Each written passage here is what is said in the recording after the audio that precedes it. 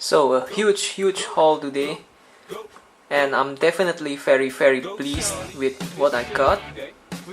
I got them at good prices as well, so it might just be the best day of my life so far.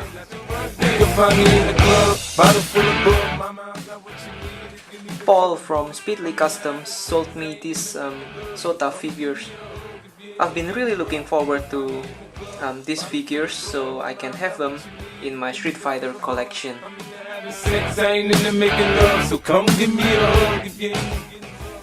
I'm actually moving away from Nika to Sota Street Fighter figures, just because Sota has many more characters. That definitely makes collecting and displaying more interesting. Also, these figures have superb articulation and details too.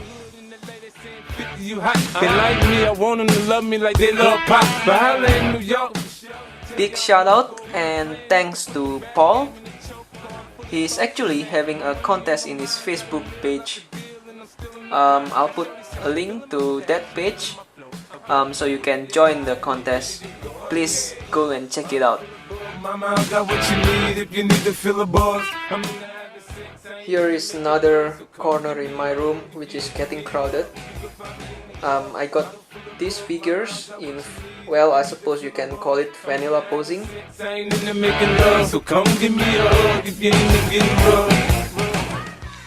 You may have noticed that there is no Nika Street Fighter figures here. I kept them away. Like I said, I'm moving away from Nika Street Fighter wise. They are awesome, of course, especially Ryu, but Sota just have so many more characters. I can't display them together very conveniently because Nika Street Fighter figures are in 7-inch scale while these are in 6-inch scale. Although I can tell you that Nika's Ryu fit very well with the Sotas I got over here. Of course, I'm going to try to get more of these guys as time goes, and my target is to have all of the Player 1 figures. I think that the next few Sota figures that I'm going to try to get, and hopefully I will be able to, are Blanka, Bison, and Chun-Li. Anyway, thanks again, Paul, for these figures. Shady Aftermath.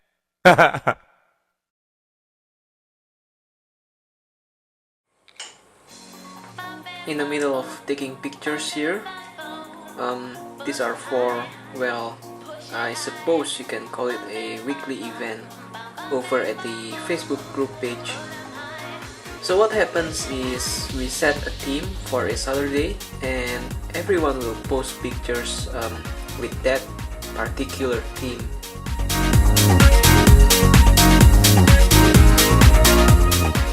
This Saturday's theme is Toy Biz vs Hasbro, and this year is a setup for one of my picture. It is somewhat simple, and as you can see there is no prop and the background is just plain white. So sometimes simple can be good. I just want to bring this point up to encourage new artists and fellow collectors to not be afraid to try making displays and show them in YouTube or in Facebook. This is because I've read a few comments in which people were saying I'm not good at this and you know all that.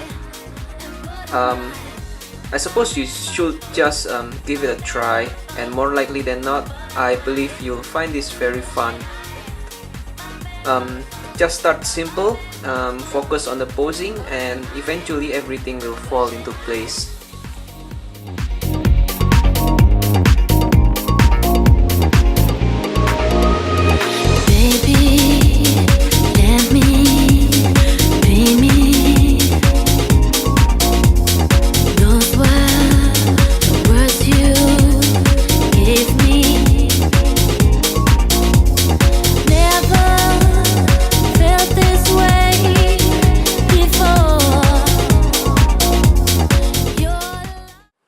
Alright, another haul here, and these figures are from MajorAwesome, aka Mervin.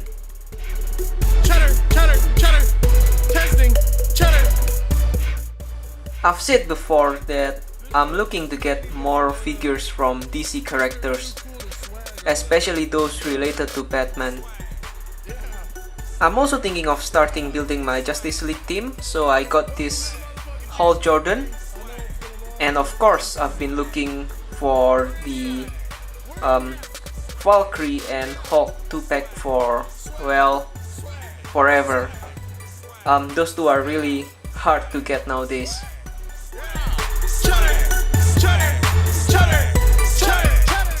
Major thanks to MajorAwesome for these figures.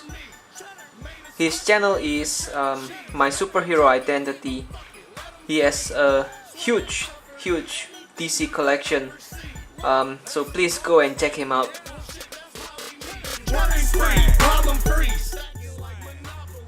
Here is the DC villain shelf I showed last week.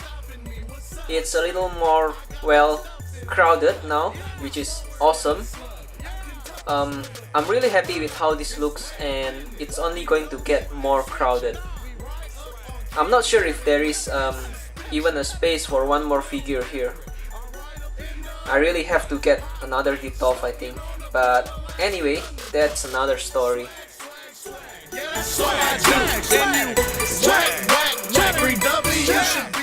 By the way, Mr. Freeze is from DC Direct line. I've always tried to stay away from figures with weak articulation, although the sculpt is amazing and all that, because I need the articulation for ACPA. And there has been a number of times, I think, when I couldn't take crispy shots because the figures couldn't be posed well. I can make an exception for this one because I really like its classic look.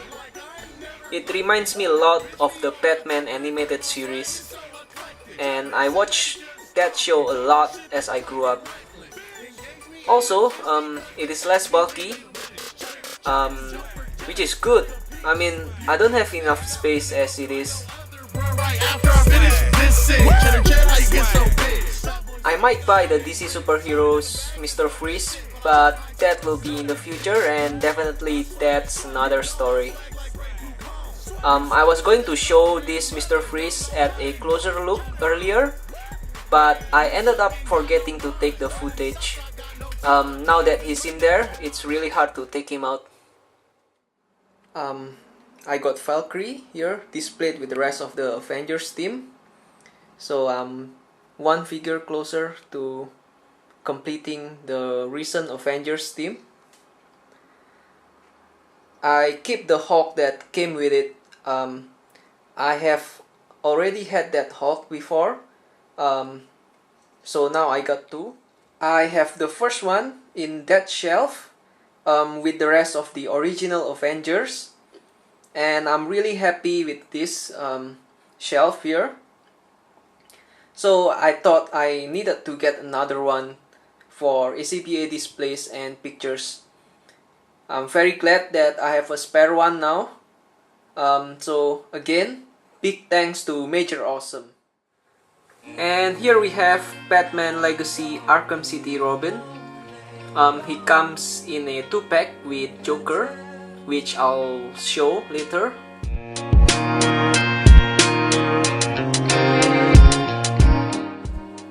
And I have to say that I really like this figure, despite the fact that its articulation is even weaker than the Arkham City Nightwing.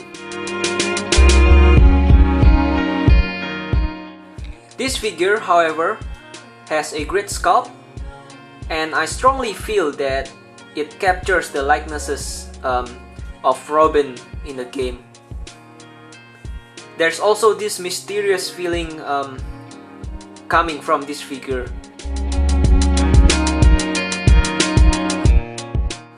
In the meantime, I think I'll keep him in storage until I get my hands on the Arkham City Batman. Most probably I will display him together with Batman and Nightwing. I'll just have to find a space somewhere in my room for the three of them. I managed to take pictures of this guy and the Joker that came with him.